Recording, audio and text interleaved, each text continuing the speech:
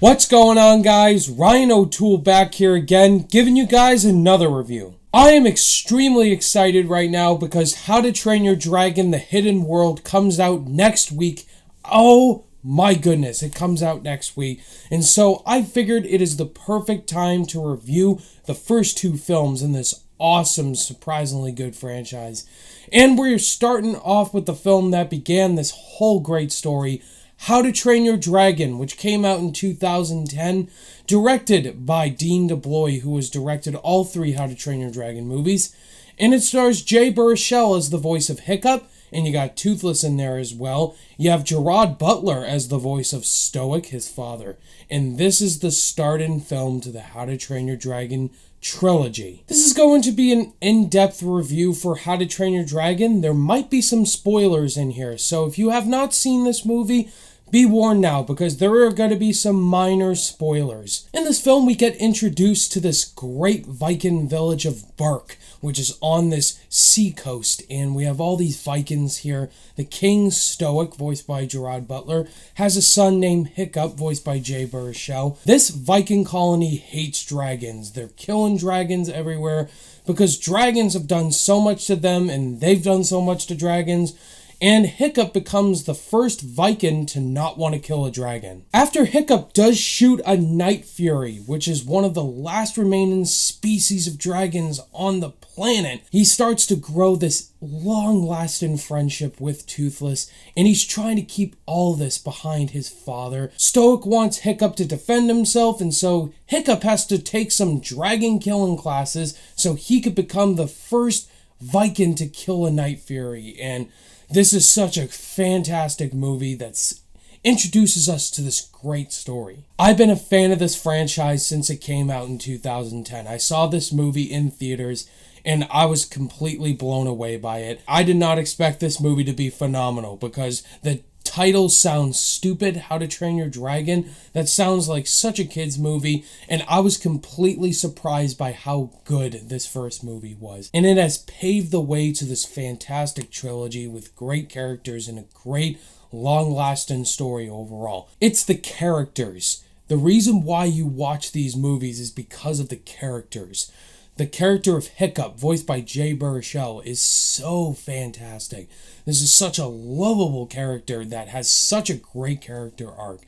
And Hiccup in the first movie, he's a young boy and he's very scared, he's very weak. He doesn't know what it is to be a king or a Viking or a hero. And you just want to see him evolve into a great hero. And that's what he does in this first movie. He messes everything up. His relationship with his father, the way that he tries to fight the dragons, and on the inside he feels that it's not the right thing to do, and when he tries to be something that he's not, he utterly fails at it. And that's why he's such a great character, because he is who he is. The best part is his relationship with Toothless.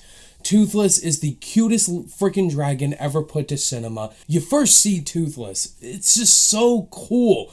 Like, this dragon's about to kill Hiccup, but they built such a great relationship with no dialogue even from Toothless. He's just a dragon. You're so invested into this world of Berk, full of Vikings, full of dragons. The animation is absolutely phenomenal. It holds up on rewatch. Rewatch this movie because the visuals, the score, the animation, everything comes to fruition. And some of the other characters are also really good, like Stoic, voiced by Gerard Butler. This is the only good movies you're going to see Gerard Butler in, guys. Gerard Butler as Stoic is fantastic. He's definitely one of my favorite movie fathers of all time. Stoic, he's this really tough dad, but he's such a great leader. And he's such a great father figure to Hiccup. You may think in this first movie he's being a little too hard on Hiccup, but you definitely see his point of view. And now we got to talk about Astrid, Hiccup's love interest. Astrid and Hiccup, they're so great together, so cute, and they built such a really awesome relationship because you totally buy it. Astrid is this tough, awesome chick, and Hiccup is this weak, awkward, shy guy. And once they get to know that relationship, they don't like each other. she's jealous of him because he's getting all the attention, and then Astrid becomes really curious as to what Hiccup is doing. My favorite scene in the movie, it's the fly-in scene. Once Hiccup and Toothless finally learn how to fly, it's so awesome! Because Toothless has lost his back wing and Hiccup makes him a new one, and the fly-in scene is awesome in this movie. And then we get to the villain aspects of this movie. This underworld full of dragons, and this big dragon in the film that is trying to kill Toothless. The look of this dragon is intimidating, and it's just an awesome sequence. Once we get into that cave sequence with its all red colors, it just looks so awesome, and a great introduction to this dragon villain. Stoic has no idea what has been happening with Hiccup.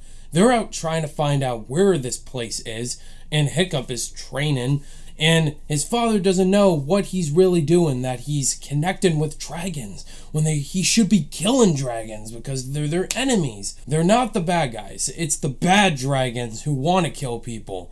You totally understand the story to this movie because it's so good, and once the payoffs do come, they're well earned. I love the final act to the movie because it doesn't feel all happy, squeaky clean.